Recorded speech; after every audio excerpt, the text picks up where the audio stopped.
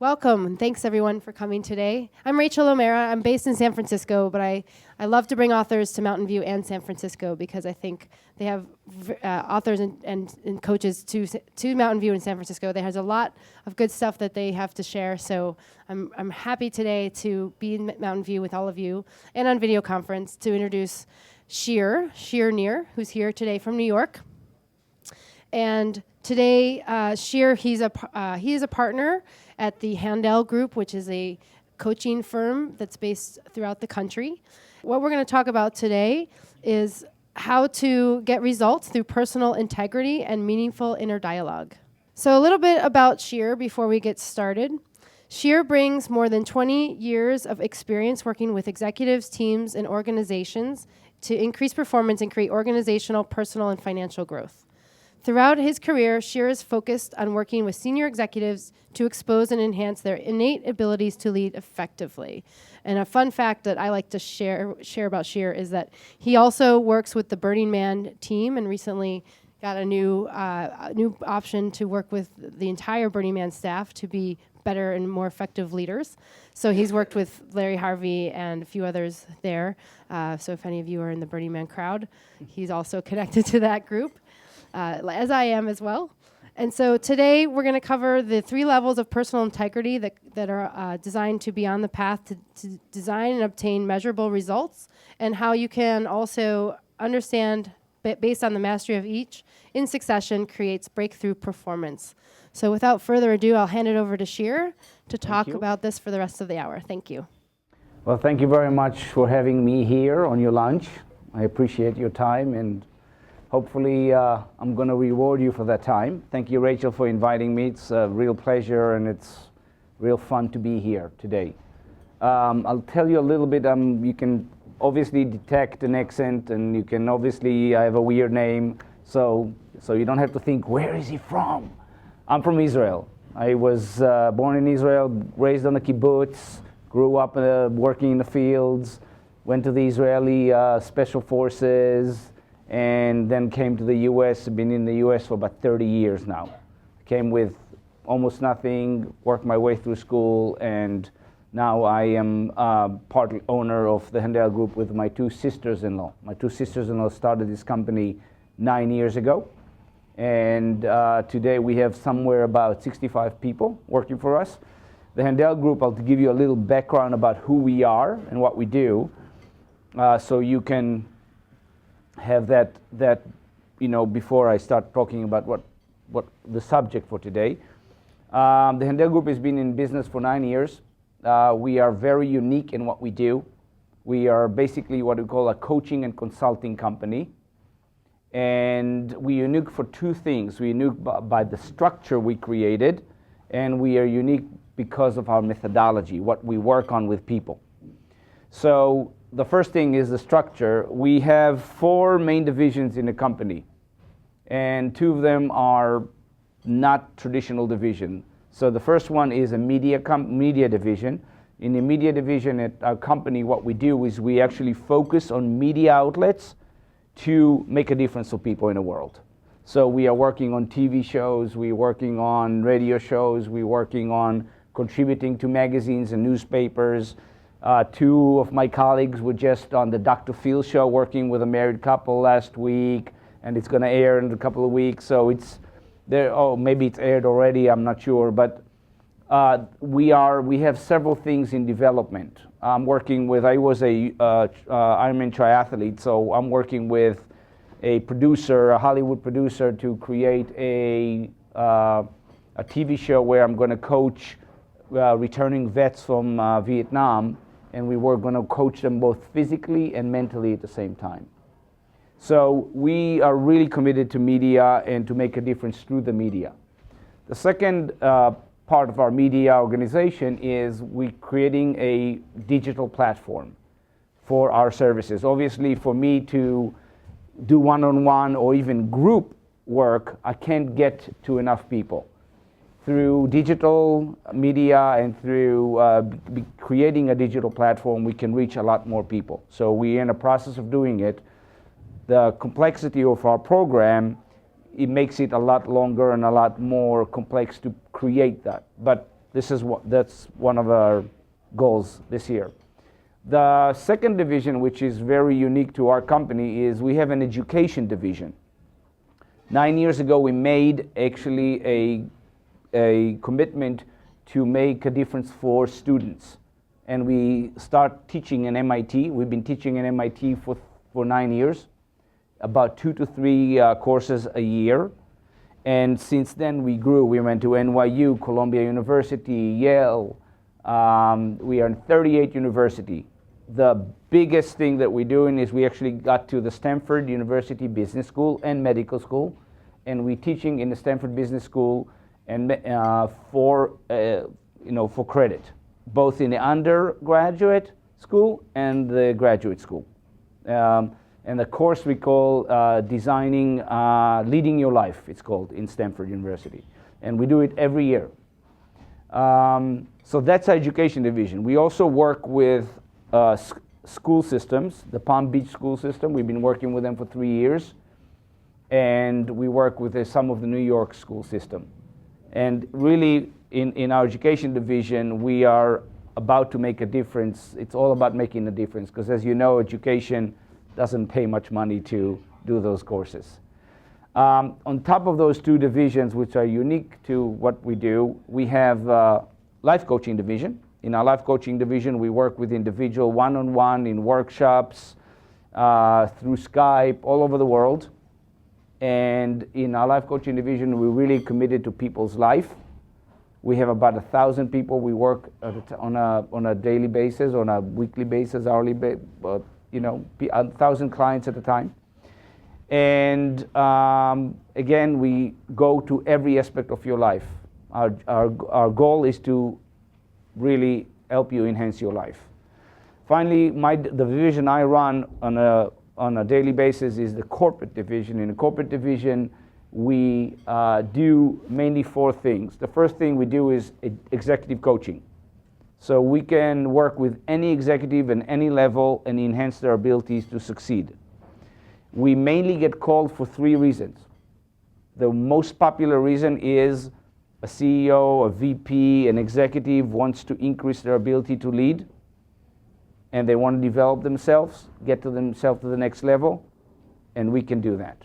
And we can do it with any executive at any level, because what we focus is not on the traditional things. The second thing, the second most popular reason why we get called is because an executive did something bad in the company. Something is not allowed, something that created a mess, and as you know, that happens too often. So we get called in, and we get called in to help them clean it up, get themselves back into their position of leadership, and start succeeding from there. The third reason why we get called is because 2 executives don't get along, and that takes down the entire organization. And when 2 executives don't get along, they really don't produce results together. So we come in and we work with them, we clean up the relationship, and we put them back together to work in partnership and succeed in the business.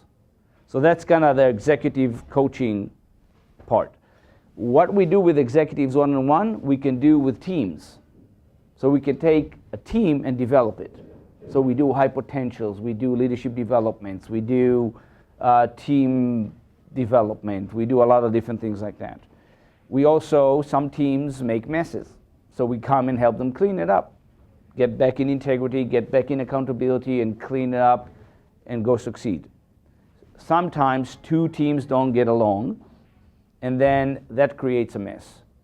So I work with an example is work with an organization where they're selling a product, but the product came with service. The problem was sales hated service, and service hated sales. Guess how were their sales? Not very good. So after 3 years and no increase in sales, we started work with them, and within 6 months we produced 25% increase in sales across the board, just by fixing that relationship. So that's what we do with teams. That's the second thing we do. The third thing we do is we actually can work with any team, and within a short amount of time, increase their ability to produce results. So we did it in sales, we did it in product to market, we did it with quality, we did it with cost of projects. So we can come in, work with the team, and 6 months later or a year later, results are up. And the last thing we do is we take all these together and we work with organization to build what we call honest cultures. Basically to work with the executive to design and implement a culture of honesty and communication. So this is kind of like what we do. Now, why we are so successful with this is what I'm going to talk to you about today. Where we come from, what we work with people on is different than traditional things that people work on. We do the traditional stuff too, right? We talk about communication. We talk about behaviors. We talk about a lot of things that most people talk about. But some of it is untraditional. So at the Handel Group, what we believe is that happy people produce happy results, period. And if you make an individual happy, proud, inspired about every aspect of their life, and I mean every aspect of their lives, that person shows up to work differently. That person starts producing results that are inconsistent, good inconsistent, with the result they're producing now. And all we did is made them happy and inspired and proud. So in our work, I've been doing it for 20 years, and some of the executives in my company have been doing it for 20 years. In the work that we've been doing, what we found is what it takes to make a person proud, inspired, and empowered about their lives are several things. The first thing is connecting you to your dreams. So what we found consistently with 100% of the people we work with, that we as people, most of us, are not connected to our dreams. We connected to something. We connected to some dreams. We connected to dreams in one or two areas. But if I ask you what's your dream about specific areas in your life, you wouldn't know what to tell me. Or what you told me would be a somewhat made up story that you created on the fly. So as people, as we grow up, we get disconnected from our dreams. And what we found is if we actually do the work and tell the truth about what you want, about what will make you happy, about what will make you proud, all the time, you will start seeing a picture that's going to emerge. And the more connected you are to this picture, the more successful you become. Why? Because you're going to start having a direction. So most of us, although we have some direction in our life, don't have a powerful direction in our life. So we spend time with people to work on their dreams. The more detailed, the more juicy, the more you connected to your dreams, the more successful you become. That's number one.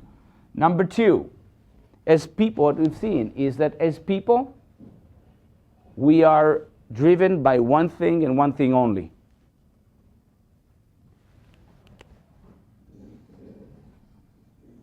Results. So we are driven by results, and we have results, and we look for results in every aspect of our lives.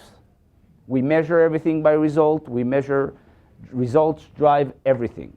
So some of you, like, think about 3 results you want to produce by the end of the year. However big or however small they are. 3 results you want to produce by the end of the year. Anybody throw 1 result you want to produce by the end of the year? Purchase an investment property. Purchase an investment property. Okay, good. Somebody else. 1 result you want to produce. However small or large. Get promoted. Okay, good. Somebody else. 1 result. Run a half marathon. Run a half marathon. Okay, good. I'm going to deter him. Find a renter for my rental. rental property. Find a renter for a rental property. Good. Run a marathon. Good. Somebody else. One result you want to produce, however big it is. Get connected to some of the results you want. I don't care, is make more money, buy a new car, find a house, find the man of your dream, find the woman of your dream, get engaged, get married, have a kid. It's all results, results, results, results. Yes? So in life, what drives us, how we think about everything, is in result terms. Make sense? Say, and usually in life, we have result or we don't. We either have the results by the end of the year. If you want to find an investment property, by the end of the year, you're going to either find the investment property or you won't. Yes? And that's what happens in life. And the results you have in life are a result of one thing only: the actions that you take.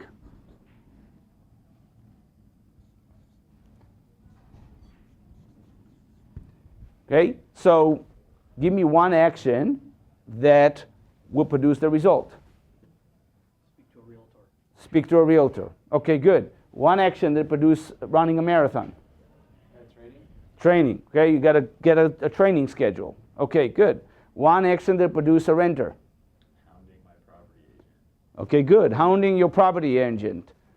One action that gets you promoted. Taking initiative. Taking initiatives. Good. So those actions might get you what you want, right? You don't know, right? So action that we have, we define in three different ways. The first two is very clear. What you do. Everything you do produces a result. Whether it's going to be the result you want or not, different question, but everything you do produces a result. The second thing is what you don't do. If you don't do something, it also produces a result, right? So if you don't train and you're going to show up for the marathon, it will have a result. Might not be the one you want, right? But it will have a result. So what we do produces a result, and what we don't do produces a result. And this is clear to everybody. That's not even like a question. Everybody knows that this is what you do, right? Here's the third one. How you do what you do also has a result. So you can do something in one way, which will produce one result, or you could do exactly the same thing in a different way, which produce a different result. You can have a conversation in one way, even say the same words, and it will produce one result. You can have a conversation in a different way, it will produce a different result. If you're nice, it will produce one result. If you're nasty, it will produce a different result. How you do what you do makes a big difference, right?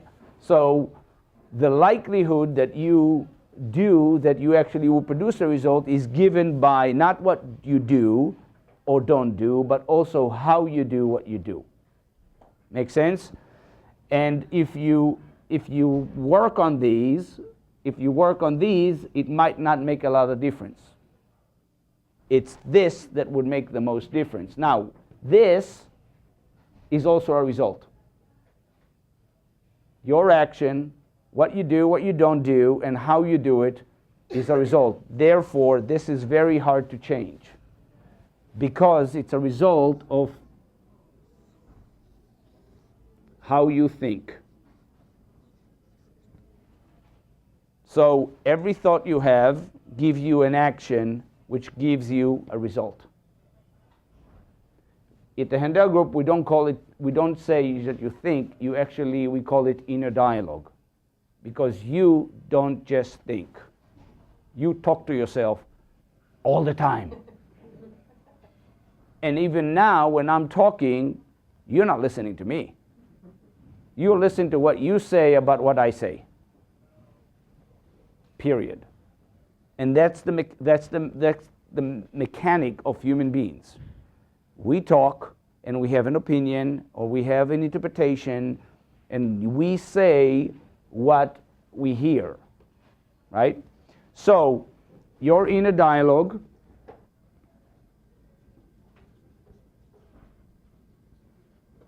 is the boss. It dictates everything you do, everything you don't do, and how you do what you do.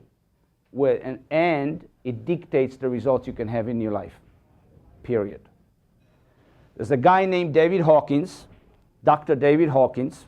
He's a little weird. I don't recommend you read this book. He wrote a book called Power versus Force. And he says a couple interesting things in that book. And that's why I'm quoting him. So David Hawkins said that at best as humanity, we are 60% negative and 40% positive in a dialogue. 60% at best. He said we have people like Gandhi, which are very, very high positive, and people like Osama bin Laden that are very, very high negative or low. But most of us as people are at best at 60%. So if you have a result in mind, take a big result that you have in your mind, okay? A big one that you want by the end of the year. Okay? And think about what do you need to do to produce that result. So if you want an investment property by the end of the year, if you want to get promoted by the end of the year, if you want to run a marathon by the end of the year, what do you need to do? What do you need to do, the aggregate, the whole thing? What do you need to do to make that happen? Think about that. Okay? People in your chairs, think about your result and what you need to do also. Okay? Now, think about why this is happening this year. Why you making it happen here? Why this is going to have a have and not a don't? Think about that. Why is this result happening this year? You mean why is it important? No. Why is it going to happen? Why? Assuming it's definitely going to happen. I'm not assuming. I'm saying why. So if she wants to get promoted, I'll take. You have one? Okay. If she wants to get promoted, why is it happening this year? Well, it's happening because I already have the project in mind. I got the team. I know that if I do this, I'm going to get promoted. I already set it up as a plan. Everything is set. I'm getting promoted, right? Why it's happening is because I got it down. Okay? So first think, why is it happening? Okay, now think, why isn't it happening? Why is the result not happening to this year? So why are you finding one and why are you not finding one? What are all the reasons that you find one and what are all the reasons that you don't? What are all the reasons that you get promoted and what are all the reasons that you don't? What are all the reasons you're running this marathon and all the reasons that you don't? Okay? So it's all the excuses. All the excuses, all the reasons, right? So tell me something. I don't care about the whys. I want to hear from you, even people that did it in their heads. What did you see about those two conversations that you just had with yourself? The first one is exciting, the second one is safe. The first one is exciting, and the second one is safe? Safe. Okay, good. What else? I always feel the first one is kind of internally, and the second one kind of try to blame the outside. So the first one is you taking accountability. The other one is you. Yeah, even I did this, but because of other or external reasons, I may can't achieve that. Okay, so then you're blaming others. You blame the environment. You blame. Good, excellent. Accountability versus blame. Good. What else? What else did you see in that conversation?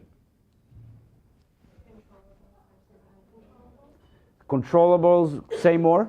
Versus uncontrollables. Say more. For example, like I was supposed to run a 10K yesterday, but I didn't because I got bronchitis. That's an uncontrollable. So like things like why you did something and why you didn't do something. Perfect. Similar to what he says. Perfect. Great. What else? Self-doubt in the second one. Self-doubt? Yes. Okay, good. You're not doubting near and you're doubting here. Very good. In general, you have one or two strong reasons why you would, but then you can come up with a limitless reasons why you can't. Thank you. Much easier to think of negative. Much easier. Right? You can come with a major list on why not. And like this list about why yes. Yes? And this is how we run our life. And you guys are successful with actually 80% negative dialogue and 20% positive dialogue. And it's not a bad thing. It's just that we as people are designed to think why not why yes. We shoot ourselves in the foot and say, let's go run a marathon. Now let's succeed, right? Our inner dialogue is the boss. It impacts all our actions, what we do, what we don't do, and how we do it. And impacts all our results, and mostly we are negative. Mostly you come up with reasons why not reasons why yes. So if you have something, you immediately say, oh no, I'm not going to get that one. That's too hard. And why is that? One is because you're not connected to your dreams. But then the second is because your inner dialogue is mostly negative. Okay? So impacting one's inner dialogue, impacting the mechanism, makes a huge difference. So when we work with people, when we work with teams, when we work with companies, we investigate the inner dialogue. We investigate the culture. We investigate what runs the machine. Now, the second thing that David Hawkins said, not only this thing is negative and it's in your and controls your actions and your result, this is how you derive energy. We as people are an energy entity. Right? We generate energy. Negative inner dialogue equal negative energy.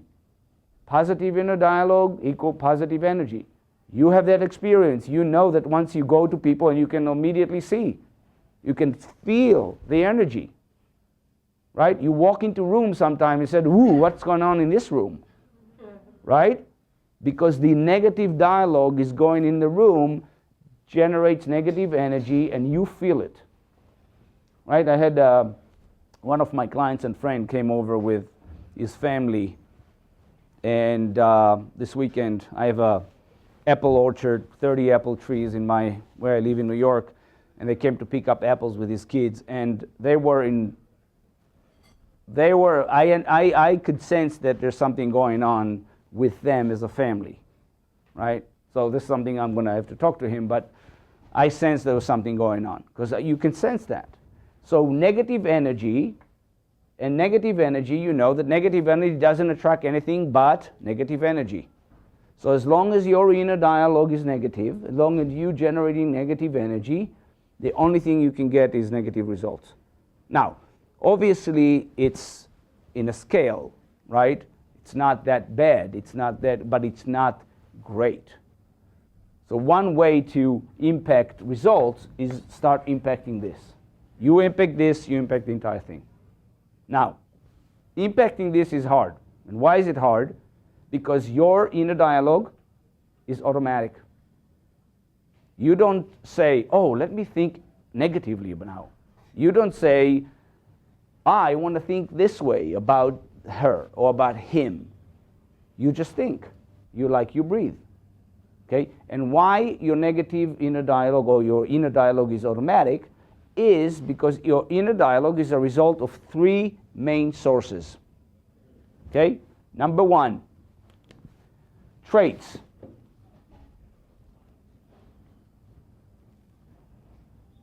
Traits. Behavioral traits. You have traits. We all have traits. They're inherent in you. They're hardwired. They come from two people, mom and dad.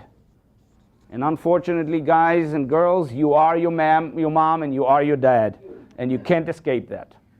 And your kids, they're going to be you. Okay? It's in your lineage. We have traits. I get annoyed by people just like my mom get annoyed with people. I'm tough just like my mom is tough. Right? So you get your mom's and your dad's traits, the good ones and the bad ones. Right? Now, traits are tricky because traits come in two, obviously, sounds, negative and positive. Negative traits lead to negative inner dialogue, negative action, and negative result. One of my negative traits is I get annoyed. The minute I get annoyed, the only thing I can think about, you're annoying me. Get the hell out of my face. Right? The only thing I can do is be nasty, and the only result I can produce is not very good. Right? So traits produce negative results if they're negative. The problem with traits, and here's the problem with traits, they could be negative in one context and positive in another. And that's tricky. Okay? So one of my negative traits that I found out about is I am tough. Okay?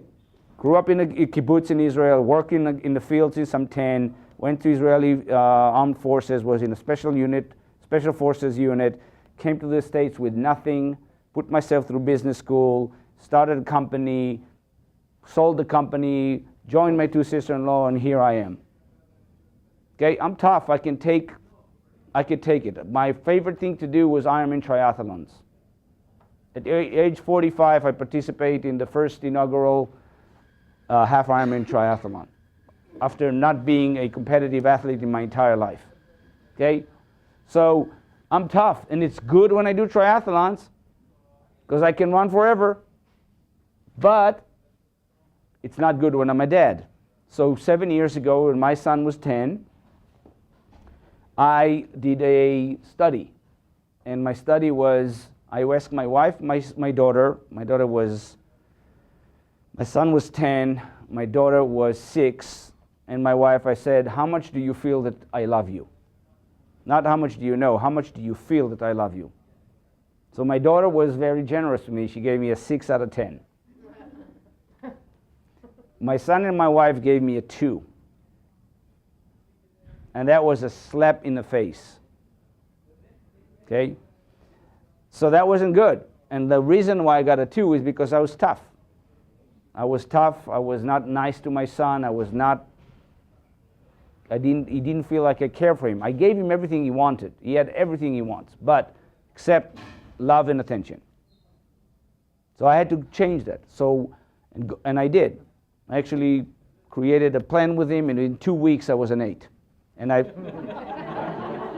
but I had to maintain it for a year. And every time I didn't maintain that, I didn't get an 8 from him, I had a consequence to pay. And this is part of our method. What we do is we create a mechanism, right? A consequence was, you would think it's silly. I used to ride 180 miles on a bike every week. And I loved my bike clean, loved it clean. So every time I rode it, I would clean it for half an hour. And I couldn't clean my bike for a week if I didn't get an 8 from my son. Killed me. It happened once, and then it didn't happen again. So traits impact your thinking, impact your action, impact your results. So one of the things you need to start looking at is you can start looking and exploring to your traits. Okay? One of the things you need is sense of humor. Like, this is the ceiling, this is the floor, and I'm tough. This is the ceiling, this is the floor, and I'm annoyed. So we have traits. So one of the things we do is we call them names, right? And we then work with them. We work to identify how they work. Because if the trait hits and you already had the thought, took the action, and you now in the result of it, very, very hard to take it all the way back. Now, if you learn about that trait and you can detect it here, when it only shows its head up and you cut the head off, you then prevented this entire thing from happening. Right? So one of the things we recommend is get to know yourself. the more you know yourself, the more you admit yourself about your traits, the more you're going to evolve consistent with the results you want in your life. And traits are one of the sources of all your inner dialogue, which then impact what you do, what you don't do, and how you do it, which then impacts the results you have in your life. The second one is your beliefs. And I'll do the second and third together because they're similar.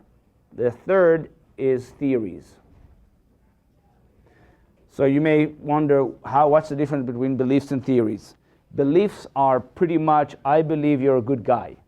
I believe this room is great, right? Theories are more equation-like, okay?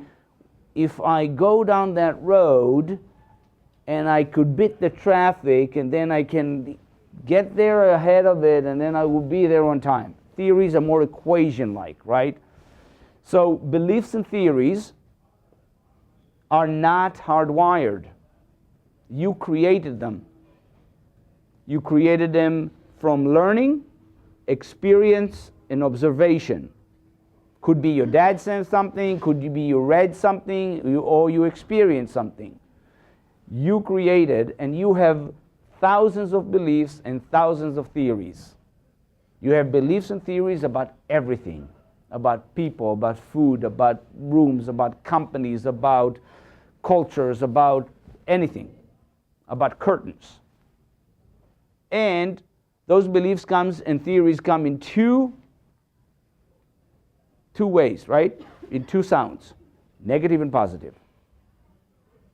And the problem is with belief and theories that you are constructed to prove all of your beliefs and theories correct, period.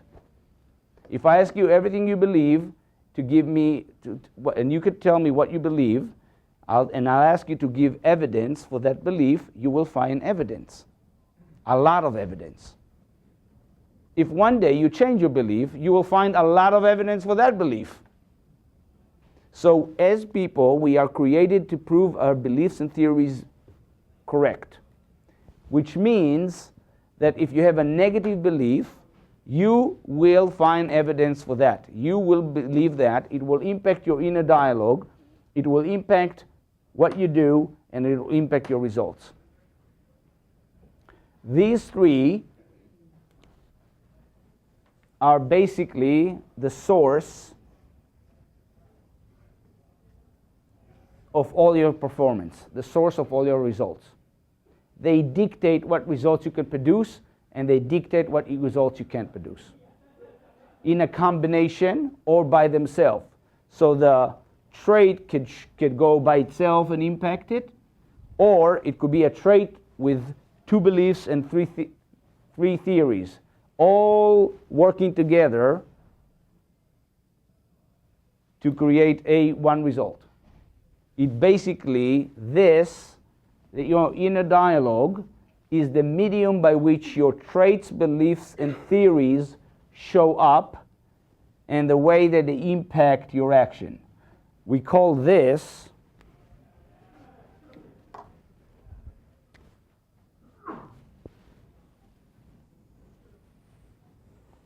your reality. Or another way to say it, your truth. This is what's true to you. This is what you believe is the truth about life. And it's given by your traits, beliefs, and theories coming into your way you think. In company, by the way, it's the culture. Between two people is a relation. My reality about him and his reality about me gives us our relationship and makes everything that's possible or impossible between us. How we relate to things is our reality. Our reality is made out of all our traits, all our beliefs, all our theories, which is a compilation of our history and who we are and our experiences and our traits. And that is extremely complex. So our reality is the source of every result that you can produce, period. So if you want to have different results, if you want to have more sales, if you want to make more money, if you want to move to another career, if you want to have a new profession, if you, whatever you want, if you find you want to find the love of your life, what you need to work on is not your action. What you need to work on is your reality. Now, what would you work on? It's a good question. First, we say design your dreams, design your life. So we believe that your life exists in 18 different areas. And if you actually tell the truth about each one of those areas, a picture emerges. And when you design your dream and tell the truth about your dream, you take that design and you put it here. And you ask yourself, what reality would enable this design to show up as a result? If I dream of this, what's the reality that I need to create that would enable me to take the actions that will produce the result I want in my life? And if you do this, you will start seeing results showing up. We call this model the integrity accountability model.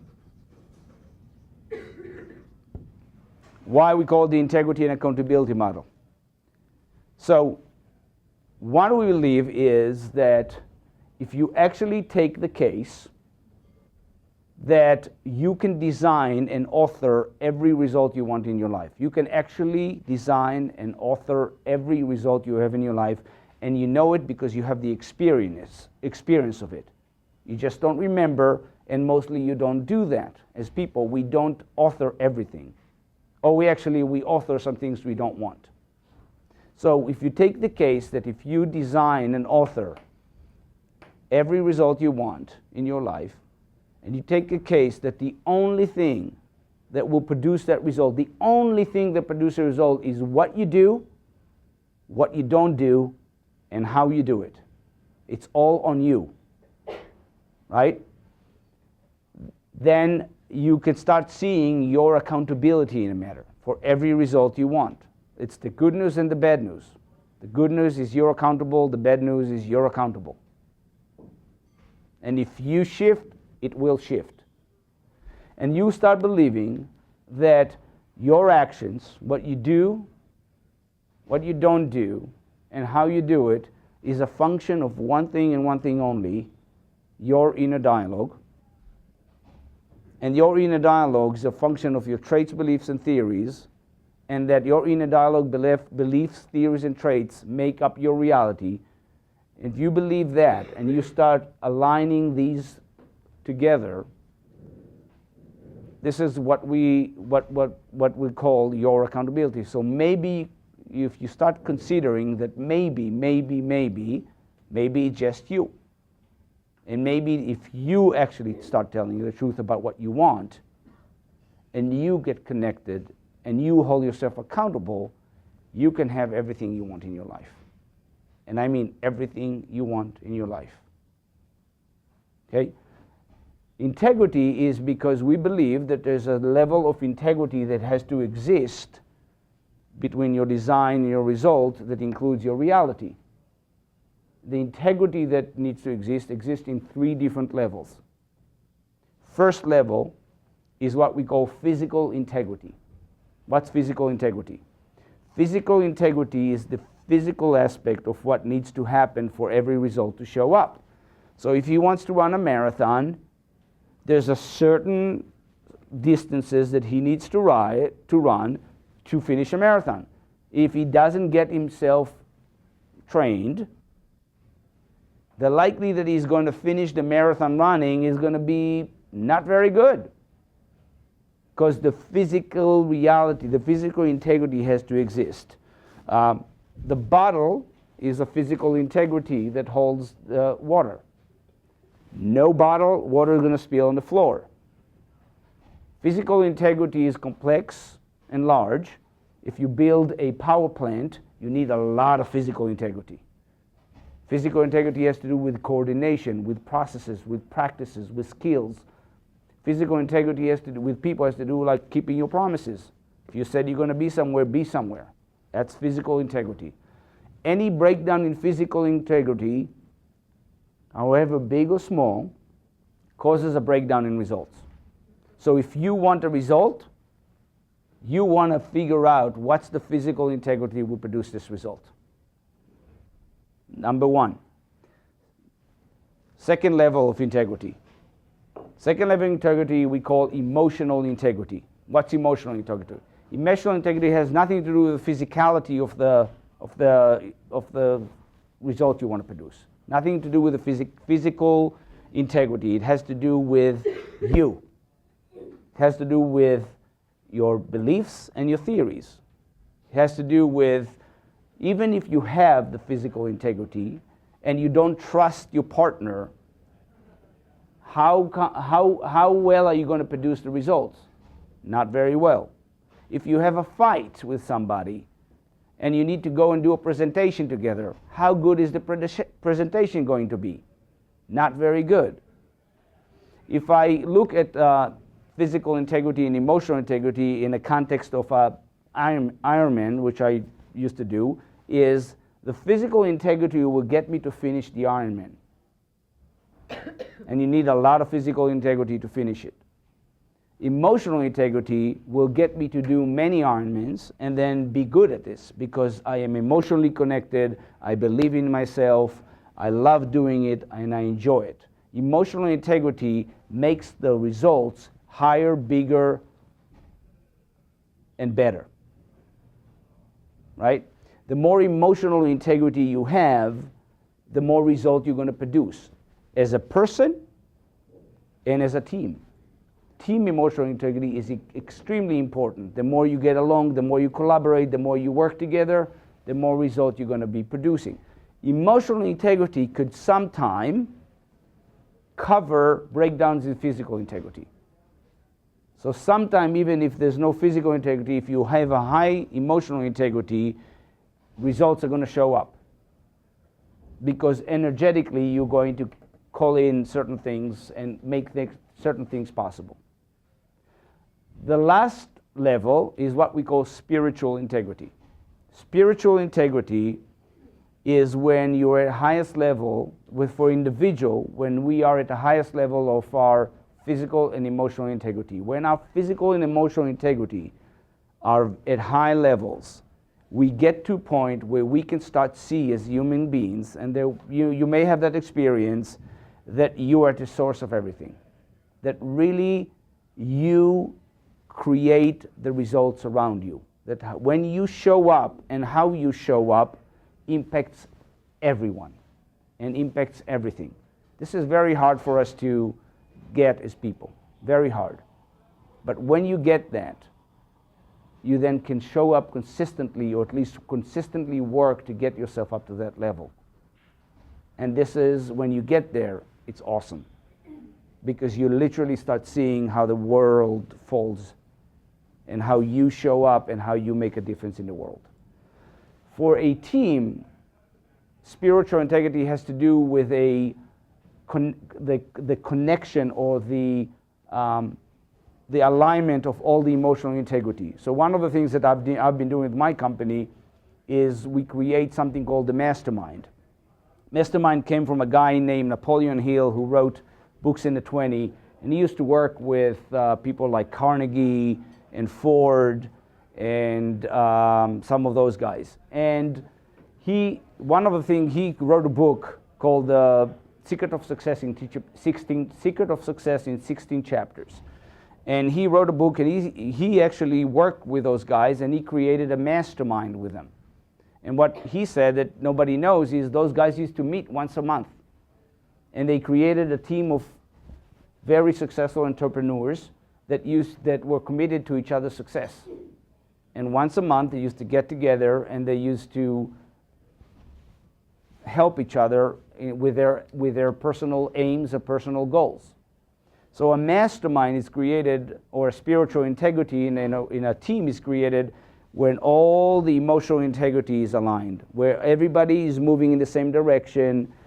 Your personal goals fits with the team goals, and the team goals fits with your personal goal. When that happens, the team is successful no matter how bad the market is.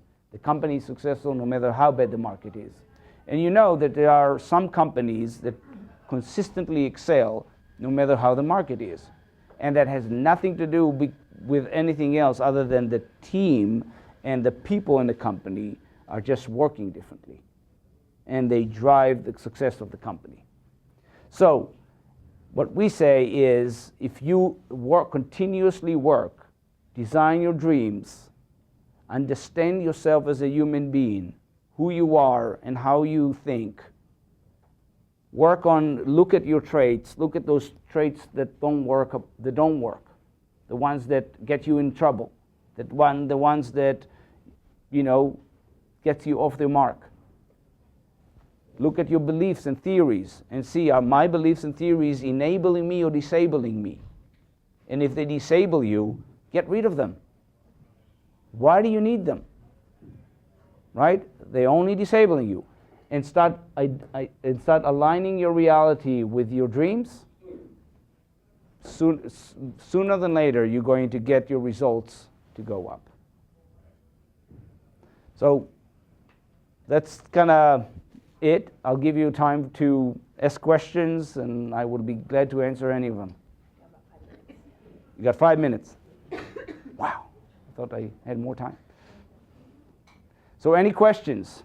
Can you talk a little bit more on the designing your life bit, and connecting that to, impacting your inner dialogue? Like, how do you design it? What are quick ways in figuring out? So, what are quick ways to design your life? A quick way to design your life is really tell the truth, right? It's hard for people to design a life because most of us think that we know what we want, right? But really tell the truth and go down deep and say to yourself, okay, in this area, okay, what would I really want? What's my dream? And put away all the no's and I can't and all that noise. What if you can get anything you want? What would you want to get? Right? Not a pie in the sky, I want to be a millionaire in 5 minutes. Right? It's not going to happen, right? But, something reasonable, right? I want to have a community of people that love me. I want to have my own company. I want to help people doing this. There's a lot of different things in your life that you really can see and that you want. And the only thing that stands between you is, I don't have enough time, who am I to want these things? I'm this, I'm that, I can't, I won't, and all that stuff, right? So in your life, you can actually, there are certain things in your life that you made happen, right? That were not easy to make happen, right? Get connected to them first. See where you made something happen that wasn't going to happen anyway. Get connected to your ability to author something. And then go and answer the question, if I wanted anything in my life, what would I want? And then look at different areas. Look at love, look at intimacy, look at friendships, look at career, look at money, look at every aspect of your life, and then start designing each one on its own and give as much details as possible. Do you want to mention that October weekend? We have by the way, a Designing Your Life weekend in Menlo Park, October 19 and 20, that is given by my life coaching division. And we have some brochures here, and we can go online and look at it as well. So if this is something you're interested in. Yes? Some of the examples you gave in the beginning of your coaching practice Yes. seemed pretty situational, like with companies and in particular situations. And I'm curious, when you bring such a broad perspective to a situation like that, can you talk about some instances in which, it seems like you have, in one sense, you have a commitment to solve a situation, but you're what you're bringing is a lot broader. And Yeah. it seems like sometimes you might get results that are completely inappropriate for what you were brought in for. Like, executive realizes this is totally not what they want to do in life. How do you deal with, can you give examples or can you talk about those kind of situations? Yeah. So usually executives that come to a conclusion like this is something they totally didn't want to do in their lives, actually finally telling the truth. So mostly those executives are not as successful as they could be, right? So telling the truth is actually good for both of them and their bosses. Because why they're not producing is because they're not connecting. Why they're not producing is because they're not happy, and is because that's not their dreams. So when you move a person like this and get them connected to their dreams, and they finally go and do what they really love to do, they excel, right? And then you can put somebody else in their position who can excel too because it's their dreams. Does that answer your question? Yeah. So it's our method is really about telling the truth. And we believe that if you tell the truth, which a lot of time executives in company don't, because they're afraid of whatever is going to happen, if you tell the truth, you can work out everything. And when you tell the truth and you deal with the truth with integrity, your ability to take the business to the next level is going to increase. And we've seen it over and over and over again in businesses. Thank you. Thank you for having me.